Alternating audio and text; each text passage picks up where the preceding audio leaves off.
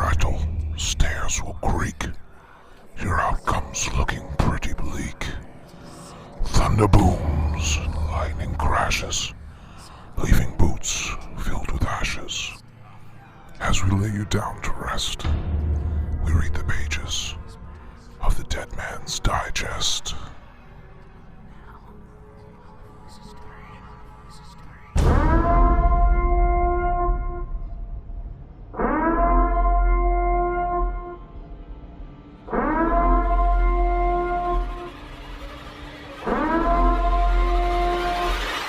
Hello everyone and welcome to an impromptu edition of the Dead Man's Digest, brought to you by the unofficial Universal Orlando podcast. Now, anybody who's been listening to the show for any length of time will know that Tracy, I and the kids are heading over to Universal Orlando next year in time for the last week of Halloween Horror Nights 25. And the premise for this show is, we took the kids to Scarborough recently and did a really bad haunted house out there, and Jade came out crying, and it kind of prompted us to go, oh crap, I think we need to do some stuff over here before we introduce Jade to Halloween Horror Nights. Now, anybody who's listened to my recent appearance on Nick's ERT on the Season Pass will know one of my guests tonight, but I contacted my good friend Lee. Say hello, Lee. Hiya, you alright? Yes, thank you. Thanks for joining us. I will introduce the other one in a second. And Lee actually runs a couple of scare mazes in the UK, so we decided that we would introduce Jade into these and have Halloween week of doing some scares and stuff. So that's where it comes in, and we really enjoyed ourselves and decided from that point that putting out something that was very different to Halloween Horror Nights that we thought you guys would be interested in as well. So Lee's kindly joined me and his good lady wife Sarah as well. Sarah, say hello. Hi. I can see how this is going to go already, and I've been warned. Before we get going, I would just like to say that the 3 mazes we did at your scare were amazing. Thank you. Very different to Halloween Horror Nights, but obviously for logistical reasons. What I wanted to start with, how did you two get involved in putting on scare mazes? Because it's not a massive thing in the UK, or at least I didn't realise, or I didn't think it was until I've talked to you guys and become more involved in it. It's actually bigger than I realised, but compared to the US, it's still very small. Yeah, totally agree. I think myself, and I'm sure Sarah will tell you a slightly different story in a while, is that as a child, I was scared terribly through a ghost train when I was about 12 or 13, and hated anything to do with horror from then. I wouldn't go anywhere near a ghost train. And it took me probably till I was in my late 30s to even sort of think of going through a ghost train at Blackpool. Wow. But I think in a way it actually helped me that, because me and Sarah have been now together for 6 years. But before that, I used to do outside my old house, I used to do little things on Halloween, sort of very theatrical. So it was just sort of little lighting systems and sort of things in garages. But I hated to go through anything else. I would never ever go through a scare attraction or anything like that. So right. When me and Sarah got together, Sarah's forte in this lot is that she's a witch, and I am allowed to say that today as well. So. White witch, may I add? Oh, that's okay. The white witch is not a black one. Right. And so Sarah always had really elaborate Halloween parties with lots of guests. So the first year that we had a party together, I wanted to sort of stamp my mark on the party, and so we decided that we would take up the sort of the mantle from America and start to do home haunts, which is, I'm sure all the American listeners will understand as something that's really big over there, where that people will take over the gardens and sort of make these elaborate walkthroughs. Ours weren't as elaborate to start with. It were 4 gazebos put together with some sheets and a couple of actors, a smoke machine and a strobe, but everybody loved it. And from there, it got the age-old thing that when it comes to Halloween the next year, people wanted to know what you're doing. Are you going to do something?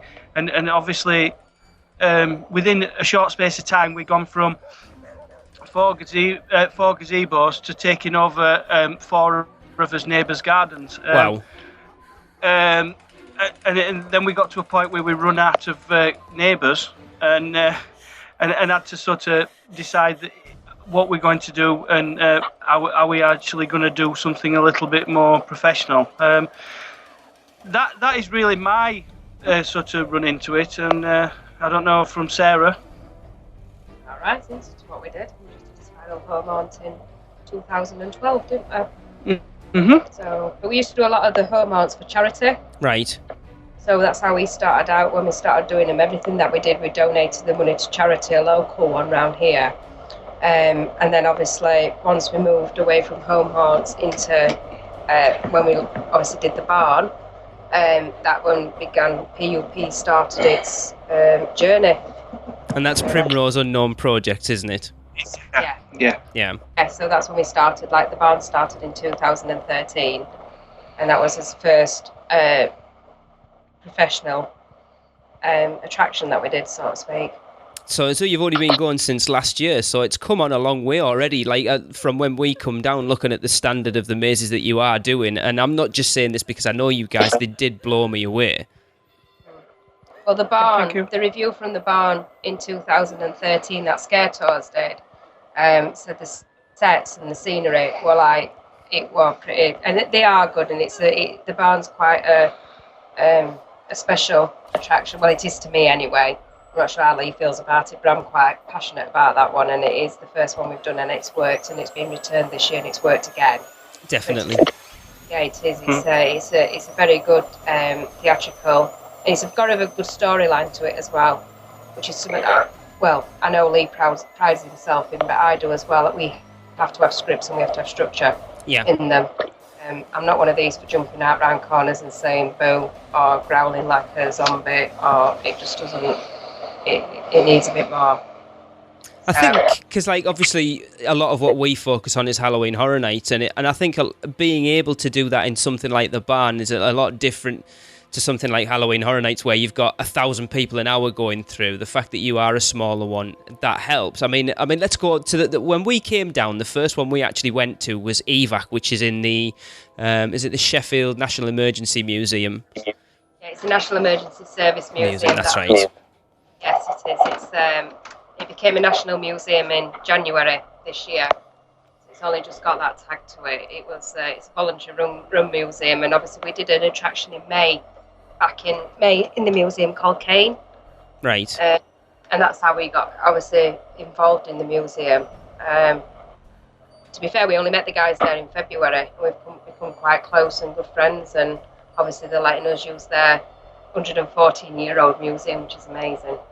And it is. It's a stunning. It's a shame, I know from talking to Lee when we came out of it last time, that you couldn't use more of the building because they were doing other bits upstairs and stuff. But it's the perfect location for something like that, especially as I do believe it is slightly haunted as well.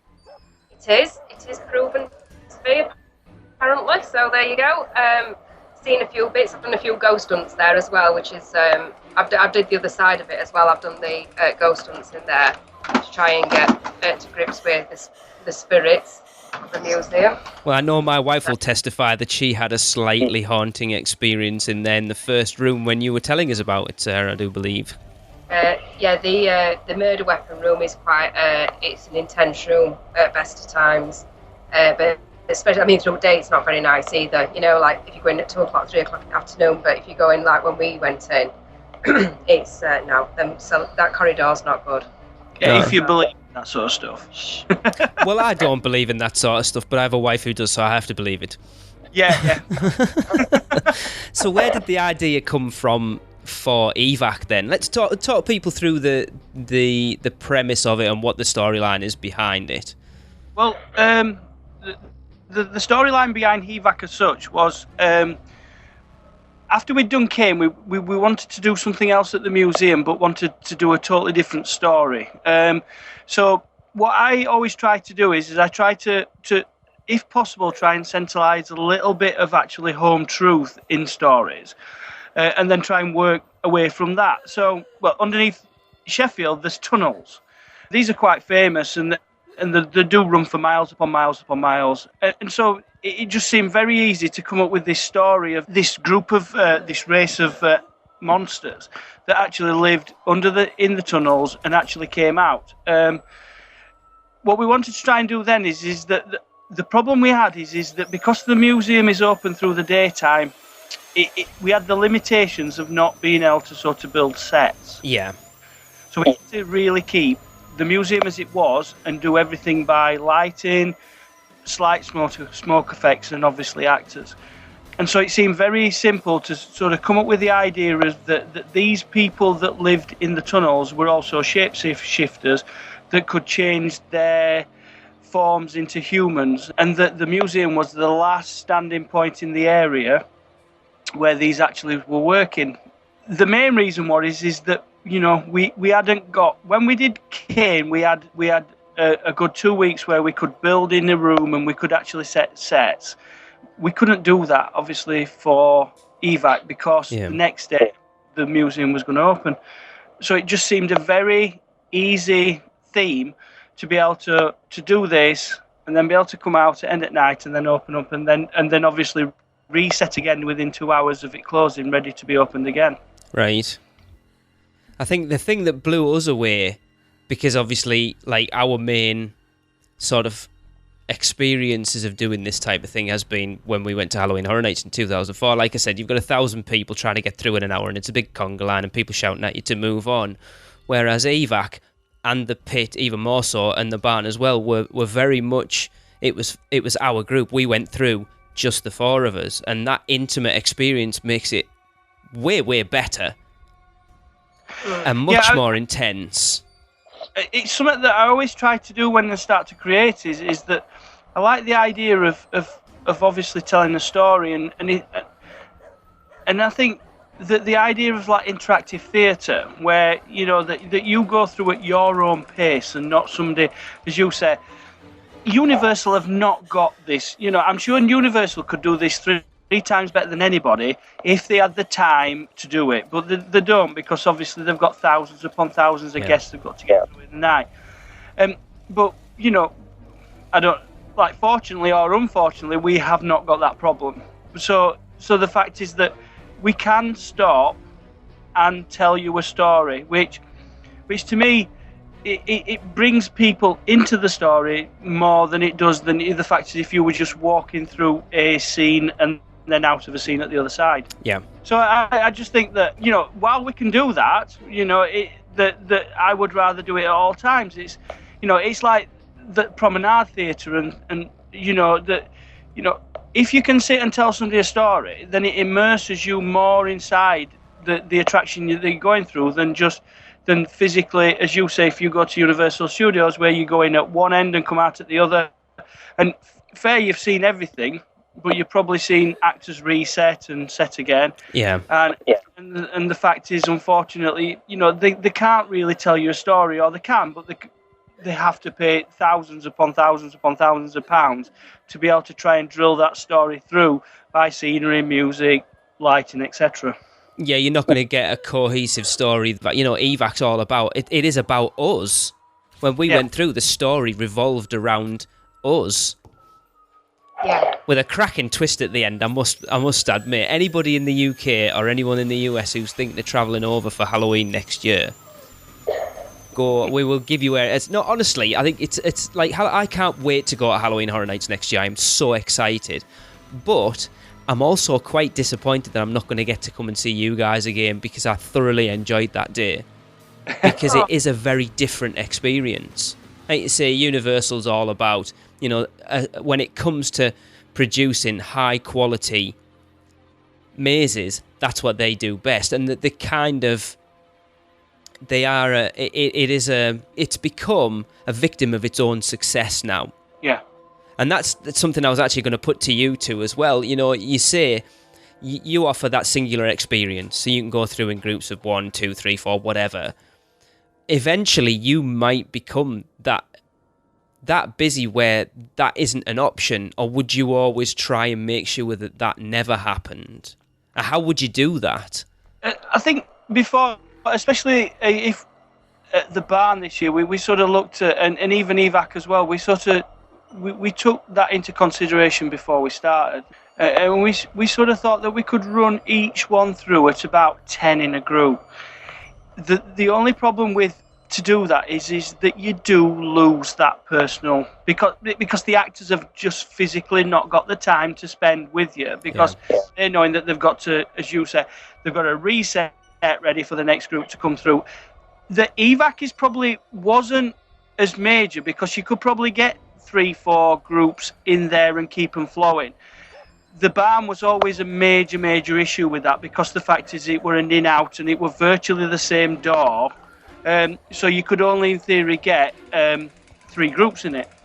So it became, that was a major problem, that we couldn't get more groups in. We had to, if it got busy, we had to up the size of the groups. I don't think it would have really spoilt the experience.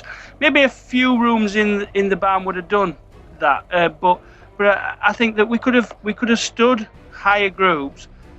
If we get to a point where that we got to filter them through so fast, then it really would spoil the way that we sort of produce as attractions. Well, let's move on to the barn, because I think that one brings up an interesting question when you get into it a little bit more. So, and Sarah, this is your baby, so tell us the story of the barn. And Lee, can you back off a little bit, because I need Sarah in a little bit closer. I'm quiet, so that's why. Story of the barn. The main story of it is 100 years ago. I think it was based about 400 years ago. A group of people, not necessarily all family at that point, a group of people were done for murdering and slaughtering animals on the local farm in areas around Wakefield, around the West Yorkshire. Yeah. Got captured. There were quite a few of them, and at that time there was not enough room in the prisons, because if you do research like that many years ago, there wasn't a lot of rooms and things. So obviously people either got hung, and it's when all that kind of stuff were in. But they decided that the authorities decided that they would lock this group of people up in a barn, hence the barn, the word. And obviously as time's gone on and as the years have progressed, like people have died and they've created their own little family. But obviously some of the people that was in the barn were already family to start with, so the came into it, and obviously they produced. So you ended up with an inbred group stroke family living in this barn, and the actual sets are created as though like they can get out, these people, but they don't want to be out in society, but they can get out, and they forage around the farm to create their home. Now, to some people, that home's not very nice, but to them, obviously, and the mother in the kitchen, that is her pride and joy, and all the kids that are with her. So that's the story of the barn, and the idea is we allow people to go in once a year, obviously a Halloween period, to see if they think that these people are fit for society. And when you get towards end, obviously, you clearly know that they're not, kind of thing. Yeah. And that's the story of the barn. It's more of an inbred. It's more... I don't know. I look at it as though it's not scary, as in scary. It's freaky and it's wrong. Yeah. It's wrong. And the fact that we've got children acting in there at ages, I mean, the youngest we had in this year were 12. Which blew me away when I found that out. And the fact that children are excited to see grown men, it's just disturbing, and it really is. And that's what it's meant to do. It is an inbred environment, and these people are inbred, and that's what they do. Yeah. And it's quite warped, and it's not. If you say it's a scare attraction, it's probably the wrong word to use. It's a freaky. It's just different. It's very different, and that's why I think it's done so well. It kind of reminded me more of like if anyone's been to any of the dungeons around the UK, it reminded me of that type of experience. Yeah. Like an interactive theatre thing, like you said with evac, and it's like Lee kind of, I don't want to put this wrong, but Lee kind of put me off a little bit when he went in, because he was like, right, the thing I'm going to tell you how to get the most out of it is the more you interact, the more you'll get. And it kind of put me off going in, because I thought, I honestly don't know what to expect in this now, because I thought, right, it's going to be a typical walk-through scare attraction. And it kind of, I honestly went in with no preconception of what it was going to be, which kind of stopped me maybe interacting as much as I probably would have done. And that's not Lee's fault. It's just like I honestly have no idea what I'm walking into. And I think, like you said, the fact, I mean, you walk into the first bit of the barn, and you got your dining room and your lounge, and then the fact that you go into the bedroom where the children are, and then you've got that little playground area outside the kitchen, like that little backyard where they were playing up, and they are children. Oh, yeah. Said that last year and this year, the fact that, because, like, I've been in loads of attractions, and I've done, like, where you've dressed up as, like, a younger, because I'm only small, so you can dress up as, like, a younger girl kind of thing and act like you are a kid. And you sort of, when you walk around attractions like that, you look at me and think, well, you're playing a really good part, and you're really good acting, but you know, like, you're 32-year-old, Yeah. kind of, whatever. But the fact when you walk in the barn that there is kids, and it is inbred, and it is a family, it does give you that, like, especially, we had a couple who went in on Extreme, and the girls actually got him laid on bed, and they were like not near him, but they got him laid down and were like dancing round him, and it just frightened life out of them. And it's things like that, but that's what it's all about. That's the acting side of it, the theatrical bit. Yeah, a couple of the girls in that room took a liking to my 15-year-old son. And it's like they told we were out, go away, leave us with him, and we're like, oh, okay. And then we stood there going, are they going to let him go? And we were stood there for about 2 or 3 minutes thinking, I'm going to have to go back and see what's going on in that room. They're a really good part in that respect, because obviously they are young themselves, and obviously there is parameter as far as you know what I mean. Obviously they do get all that guiding beforehand. Yeah. But, like I said, they got people. It just made people feel uncomfortable, which is what it's all about. Well, that's just reminded me something, actually. I'm glad you said that, because one of the things, when you took us into the briefing room at the beginning of EVAC, Sarah, and you sort of gave us all the safety bits and bobs and all that, and it was one of the things the way you said, oh, yeah, so you're not allowed to touch them back. And me and Raymond, my oldest, both had sort of looked at each other and went, touch them back? Does that mean they're allowed to touch yours? Which is like, if anyone going to Horror Night, it's like, that is a completely alien concept. Yeah, we're big on it. I say it in everyone. I wouldn't expect anybody to. I just think the fact that the actors can come up to you and touch you, not hurt you, of course, but touch you and have that. And I quite enjoyed that kind of interaction when I'm going around a scary attraction. If somebody gets hold of me, I mean, I did one. I mean, I don't get scared on any, so I'm quite numb to them to a point, but I did one last year at Cabin in the Woods at Thorpe Park, and this 6-foot-odd big lad got me off the corridor and actually pinned me against a wall. Okay. And it was really intense, but it was good. I enjoyed it because it was like a bit more interaction with me, and it was good. And I quite like that in scare attractions, so I think I've probably fed it through a bit more. Yeah, it takes you out of that comfort zone. If you go through your normal scare maze, then you know, at the back of your mind, even if you're sort of acting scared, you know that at the end of the day, nothing's going to happen. If you know the potential for them to touch you is there, it does change things, especially the first time it happens. You're like, whoa, hang on, what's going on there? I think, especially in the perimeters of where we try to get it, is that predominantly there's none of the touching is in any sort of malicious ways. It's generally the other way around, where it's just the interaction. So it's with the girls in the bedroom where they're just, and obviously it's not rough touching. It's more a sort of like stop here and help us. Yeah. And things like that. And that's a slightly different way, because the fact is that I always remember sort of listening to an interview with Linton V. Harris, and he always said that touching was sort of like the cheapest way of getting a scare.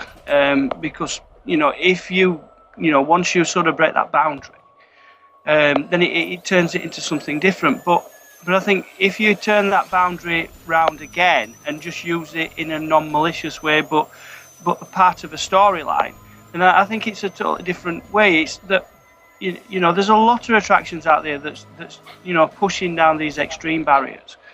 It's becoming more and more popular over here, and in America obviously there's different ones. But there's different ways of doing stuff. It's that, if it's part of the storyline, that I think it's totally fine. Some people will touch you just for the sake of touching you. Well, I don't like that, but I like to have that. If it's in the story, do it. If it's not, don't do it. I think that statement might have been true maybe 10 years ago, but it's become the norm for scare attractions to be non-contact now. So now when you go into one that is contact, like I say, it's that, hang on, I'm sure they just touched me, are they allowed to do that? And it immediately sets you up in a different state of mind. If you go in expecting not to get touched, and you do, then hang on. And the game's changed at that point. So your whole perspective of what that maze is then going to be like is completely different, and it changes your perspective and ramps it up. Yeah. You've also got to think about, obviously, the safety of your actors, because it's fine, it's a game changer. But you will get people that think that, well, if they can touch us, then I can touch them. Yeah. And no matter how much you try and tell people, unfortunately, this will happen. So it is a very difficult line that you are crossing. Yeah. It's just one that I always think that the way that we set out our attractions, as in regarding theatrical, I think it does help. So it is something that we've always sort of pushed our actors to, don't forcefully touch people, but you can touch people, and touch wood, and luckily we've never had any problem the other way around. But I suppose if we ever did, then we may change our point of view. But you generally find that the actors can generally sort themselves out. I mean, we had young actors in there, but give them a couple of days, and there's some work out where the limitations and where they have to go. Is I remember sort of like 4 years ago acting in a scare attraction, and physically seeing the biggest bloke that you've ever seen cower behind his like size 8 girlfriend. Literally, and just virtually in floods of tears because he was that scared, and it's you will get different people, and unfortunately that one of the reactions that people have is sometimes they can try to be harder, and they're the people that unfortunately you've just got to watch. It's that and unfortunately it's usually them that are more scared. It's like you generally find that the ones that'll talk all the way around, they're doing it because it's a nervous disposition they've got. Yeah. But that's for the actors to work on, and they know these things. They're all sort of seasoned pros as such. Oh yeah, definitely. You actually have some quite seasoned pros in your group of scare actors. Yeah. I believe you've got a couple of ex-Alton Towers scare actors in there. Yeah, we did, yeah. And then Brett's quite a seasoned scare actor, is he? In fact, a scare creator, I do believe. He is. Yes, the creator of the first.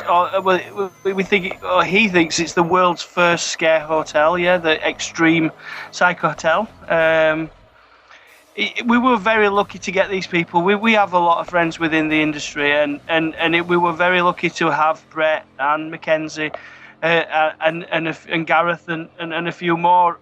That these people, they have worked at Alton Towers, and they were lucky that they were available the weeks that we wanted them, and I think because of the way that we've actually gone within the industry, and sort of probably because of the way that the attractions are set out, is that we have generally got a friendly demeanour with everybody within the industry, and so when we can call on them, I remember Brett phoning me and saying, I ain't got a note on this Halloween, and I'm saying, no, you have now, you can come and work for us. And, yeah, go on then, I will do. And Sarah mothers them, and we ended up with Mackenzie and Brett. They spent the week in our front room laid on a camp bed, and not together, of course. But, Yes.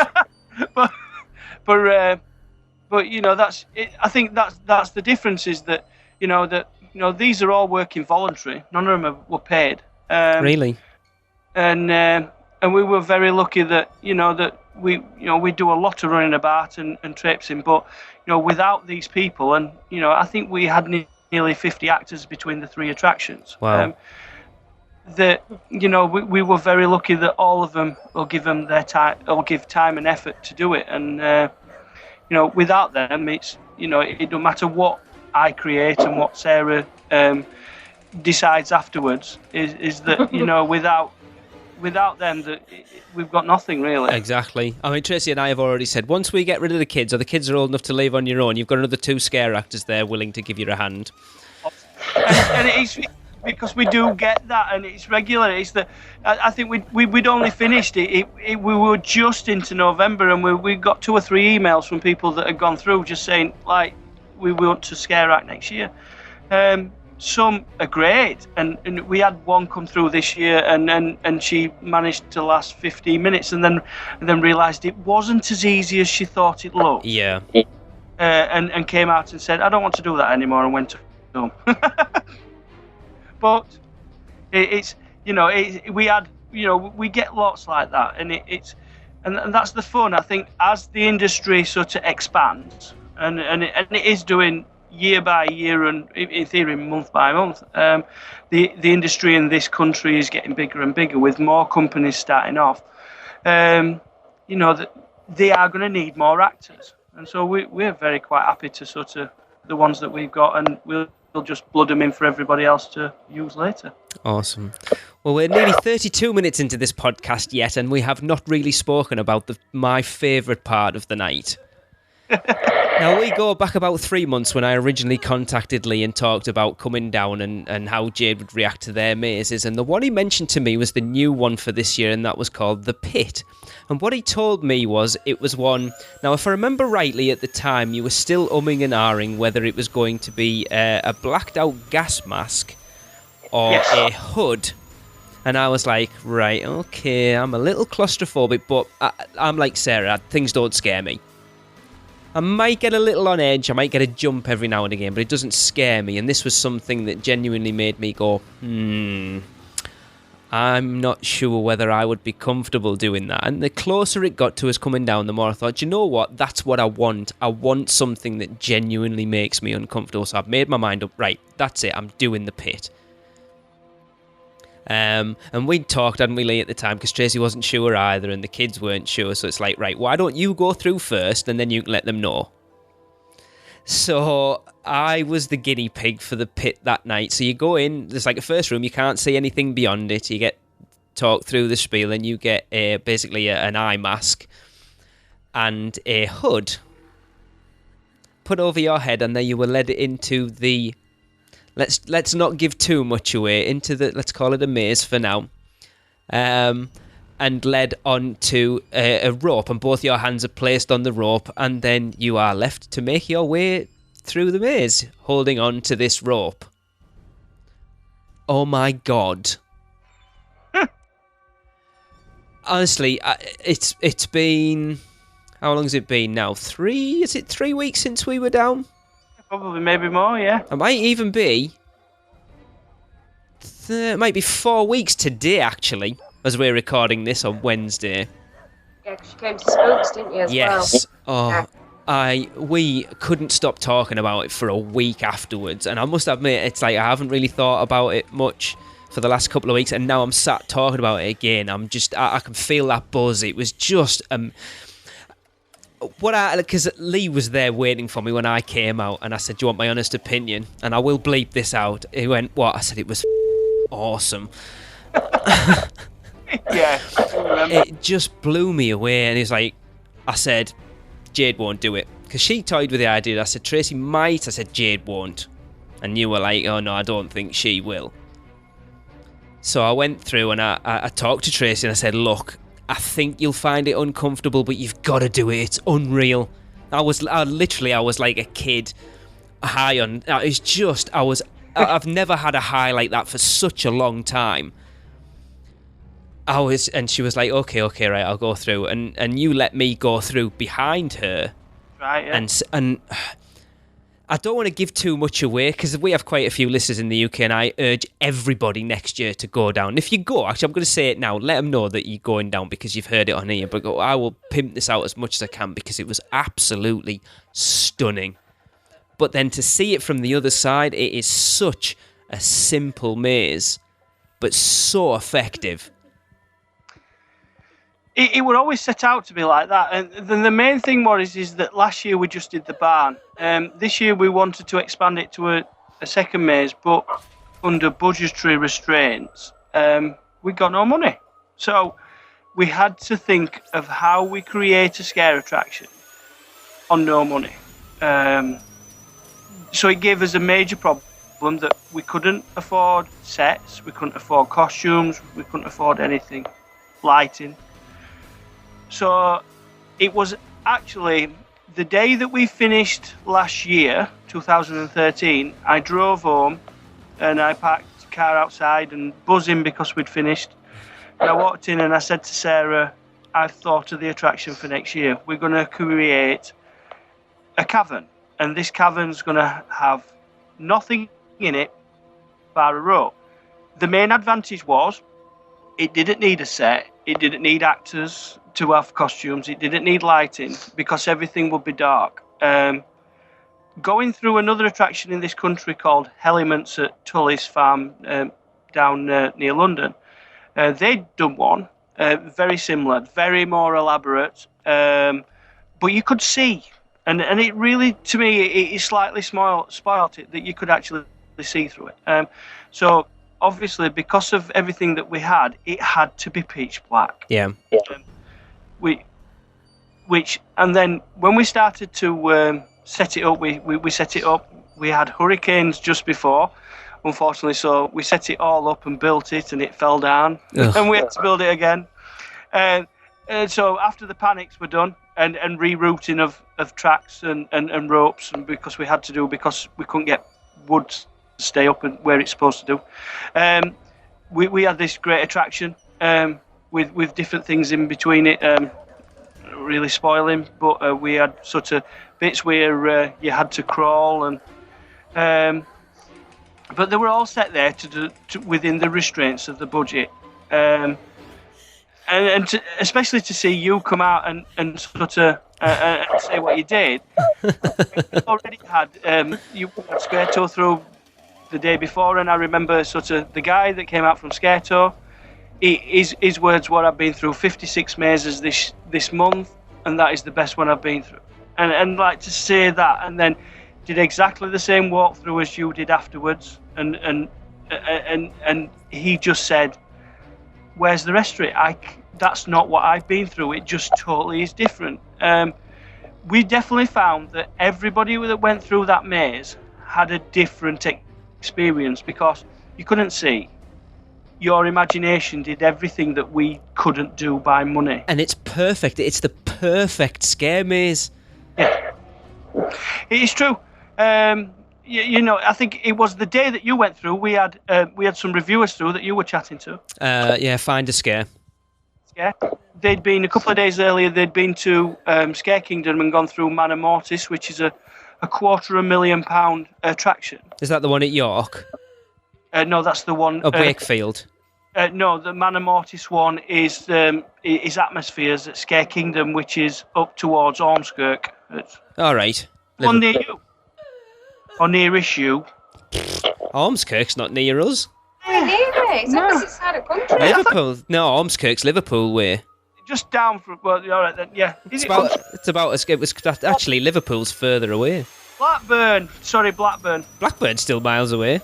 That's Lancaster way, isn't it? It's still a good couple of hours. If anybody who wants to sponsor the Primrose Unknown, whatever it's called, for next year, please buy Lee a map. So, yeah.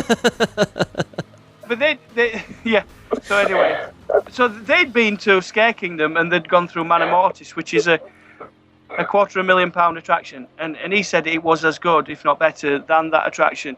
So when we told him it cost about 150 quid to build, it was sort of like blown away. And I think I got exactly the same reaction as you, which was, oh my God, that's just amazing. It was. Words can't describe it. I mean, I could walk you through it now, but it's just, it would, to know anything about it would completely spoil it. I think so.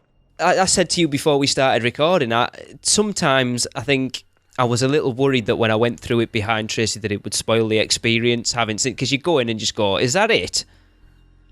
But it didn't. It completely enhanced it. I think so, and it was funny that we actually got an email, which we had totally off subject slightly, is we got an email from somebody whose son had been through the day before and said, have you ever thought of actually selling tickets for a little stand area where people that are too scared to go, that can go and stand and watch the friends and relatives and loved ones go through it. And I would have never thought of this until we actually built the pit, because I spent hours upon hours sat inside that watching people go through. Yeah. And it was amazing that you could literally, well, you obviously saw when you went through with Tracy, is that you can get nose to nose with anybody and they ain't got a clue that you're there. No. They were to it. Oh, it just... I wanted to do it again. It's like, I was just absolutely buzzing off it. Yeah. And then see Jade go through, which were just, the youngest person ever to go through the pit. And that was, I said to you as well, because it was Rebecca, the scare actor who was at the end. I was talking to her as we were coming back through, and she asked me, she said, look, do you want us to give her the same experience that you had? Do you want to tone it down? And I mean, Jade wasn't sure whether she wanted to go through it. She was like, I want to, but I just don't know whether I'm going to be able to take it. And in the end, said, go in as it is and just judge by how she is with it. And I mean, Tracy went through it with her, but she wasn't next to her. I think Jade thought she was right next to her, but she wasn't. No, she wasn't, no. I'm quite gutted, actually, because I missed it. I was going on the walkthrough of the barn with you at the time. I think, as you said, that was the main thing about that is that, again, I think one of the things that surprised everybody when they actually got to look behind the scenes at it is that, that the whole attraction could be run with 3 actors. Yeah. In fact, I think you could probably do it with less, to be honest. Yeah, you probably could. But it just felt so full of people in there when it needed to.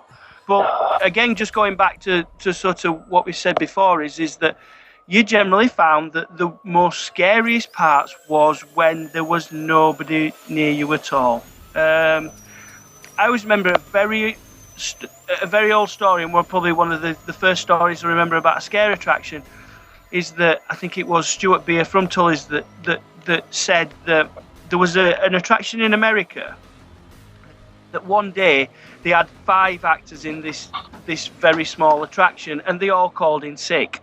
And so there was nobody to work the attraction. That night, the attraction got the best reviews of all the season because the apprehension of somebody actually being there was worse than actually people being there. Yeah. And I think we found that within the pit, that, the worst bits were probably waiting for somebody to be...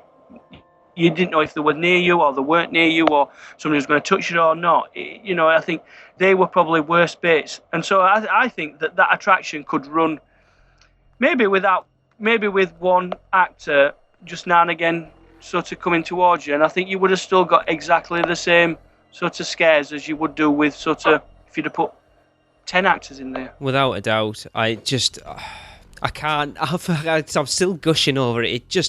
It was absolutely stunning. Absolutely stunning. I couldn't stop talking about it all that week, and now I'm talking about it again. I'm just... And I think it's that thing as well, that it is a singular experience. You, like I say, for us preparing for Halloween Horror Nights next year, it's nothing. That's nothing like it. You've got people in front of you, people behind you in a constant flow, whereas that, it's all about you. I think so, and you're getting centred upon, and then the fact is that, the actors in there, especially by the third or fourth day, they know exactly what they're doing in there, and they can gauge every person singly by the way that they're reacting within that maze, within probably the first 10, 15 steps. You know that as soon as you walk through that door, exactly what sort of customer that you've got. So they know if you've got a tough one that's going to be very difficult, or they know that if you've got a screaming one that's just, that you can have so much fun with, you're going to get so much feedback out of it, is that, and they, as you said, they can gauge and time their scares to do exactly what they want with different people. That's the glory of it, and because you can't see it, it's irrelevant. You don't know what's happening. It was.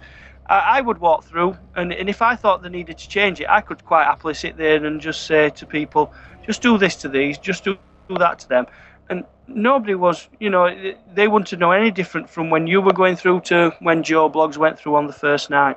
Oh, I've already been thinking of ways that you could make that more intense. But anyway, Throw that later then. but it's like we talked before we started recording. It's one of those things that you literally could offer any experience you wanted. For the most timid person, if someone wasn't sure, you go, right, okay, then we'll give you the completely toned down version. They go, right, we've got level 1 up to level 10, and that person coming in, where do you want that to be? How intense do you want it to be? And you get someone coming going, right, I want to go all in, I want you to ramp it up to 10, and you literally can tune that experience. The experience, fine-tune the experience. To any particular individual. If you go, oh, I'm a little bit nervous, so I'm not sure what it's going to be, and say, okay, right, then we'll tone it down a little for you, like big bravado, 6'6" big brick outhouse. Right, we're going to ramp it up for 10. I want the full experience, and you literally can change it to whatever that person wants. Yeah, I think again going back to sort of time restraints regarding.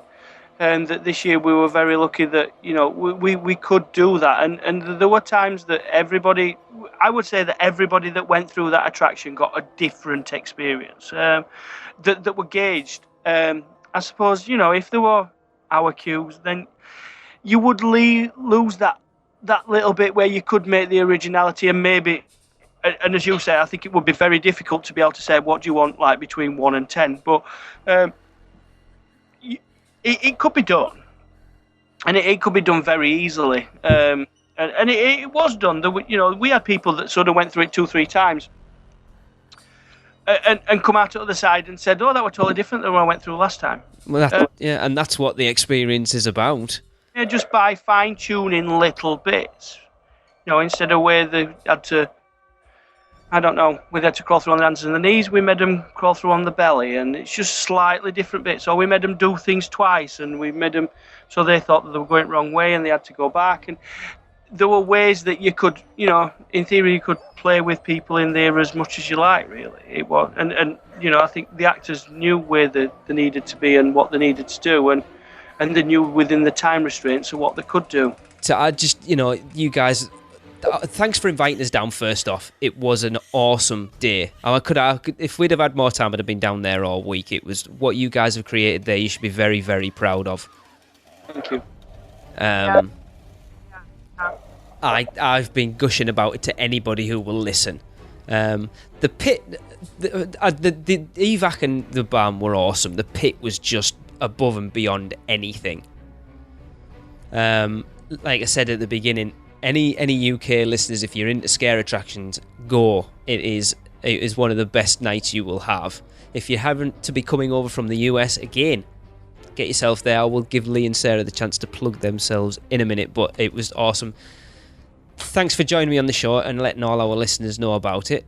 So we're gonna use the Dead Man's Digest a little bit to not necessarily just focus on Halloween Horror Nights, but other stuff as well. That's let's be honest, the whole scare thing's probably it's come out of the American love of scare attractions and stuff, and I want to see it come over here more, and anything we can do to help that, we're more than happy to do. I think it needs that, because it's just slowly but surely just getting bigger and bigger all the time. I think it's now the third biggest holiday event of the year, behind Christmas and Easter. It's took over Valentine's Day as a bigger revenue, and to see figures of how the change has been over the last 5 years is just astronomical. It's just going through the roof. I mean, we find that like on a month-to-month basis, there's new companies setting up, and there's new attractions, be it zombie chasers or shooting ones or just scare attractions. Everything is just heading towards it being such a bigger market over here, and it's just good now that it's not just over that October period too. I would say that every month of the year last year there was at least 1 or 2 scare attractions in this country, which is it's fantastic for just a small island. It is a good thing is as well that it's not just limited to Halloween, that there are stuff throughout the year as well, which is brilliant. Yeah. So if any of our listeners want to find more information about the work that you guys do, where will they find it? On Facebook at Primrose Unknown Projects, we're usually floating around there on a daily basis. On Twitter, it's PUP Projects. They sure. Yes. Yeah, and on as website is pupevents.co.uk. Awesome. And there's lots of reviews of this year's event sort of floating around on different scare attraction review websites. There's quite a few reviews on there by me and Tracy. And whereabouts is your little area in this country? Obviously, the National Sheffield Emergency Services Museum, which is in the centre of Sheffield, which is quite easy to get to, actually. Yes, we mainly sort of centred around Yorkshire. So is the farm that we did October Screams, that's in West Yorkshire, and then obviously the museum's in South Yorkshire. So, but we're quite accustomed to be anywhere in the country. You never know where we're going to crop up next. Ooh. So there you go. We'll keep an eye. We'll be posting stuff on our Facebook page. Now, before we go, Lee, Sarah, I just want to say thanks for coming on and talking to us about your awesome little scare attraction. Anytime. I also want to say a big thank you to all the scare actors that made that night as special as it did. Yeah. Thank you. I've no doubt most of them will be listening to this. We've got quite a few friendship requests in afterwards, and all of them did an amazing job, especially like you said, when you find out that the youngest one's 12. I think so, and it's that, yeah, as we've just said about the expansion of the business, they're the next generation of the people that we class as, the ones that are going to go and work at Alton Towers and people like that. So, in theory, we'd like to think that we were blooding these people in. We did have actors there that were sort of like only 14, and that was like their 3rd year of running attractions. So it's not. Wow. In theory, they've probably done more attractions than some people that in the 20s and 30s. And, I mean, a couple of the girls that was in the barn, they started at 9-year-old. Whoa. Yeah. And they're now, they're 13 and a half. And who says child slavery is dead? You're not paying them for it as well, so. One of them is our daughter, so she has to do it as such. That's all right. And the other one is but they were 9-year-old when they first did ours outside our home. They were 9. That's awesome. And they were dressed in blood, white shirts, proper zombified at that point. They're just growing with us, and the amount of messages, because we've got a closed Facebook page on both the October Screams cast and the EVAC cast. And every other night I'll post on something like, "Oh, really missing you all." And it's a scare family. We genuinely are, all of us, and it's really nice and it's really close. It's good. And it comes across, like you say, you guys can do as much as you want as far as creating that attraction, but it's down to them guys to actually make it what it is. Yeah, I think. Going back to EVAC slightly, the fact is that we talked before about is me putting that story together, but I actually never saw the attraction. Oh. So it was, I've got this vision of what it was like inside my head, and it was probably totally different by the time it gets. But that's scare attraction actors fear, because I can only tell Sarah what I want them to do, and Sarah will tell them. But they've all got minds of themselves, and they're all flamboyant actors in between, and you can guarantee if you go through it 4 days later, it's nothing like you ever decided it were going to be to start with. So. No. But all good. As I said, I just want to say thanks to everyone. I hope you're all listening, and you all did an amazing job. Oh, we'll make sure that they do listen. And it was in their contract to listen to this anyway. Awesome. Well, there you go then. That's good. Lots of listeners for us. Right, good 40 plus to listen with to this. blood. Awesome. Right, well, that's going to do it for this impromptu episode of the Dead Man's Digest. So, for Lee and Sarah, I have been Lee. This has been the Dead Man's Digest. And sleep tight, Internet.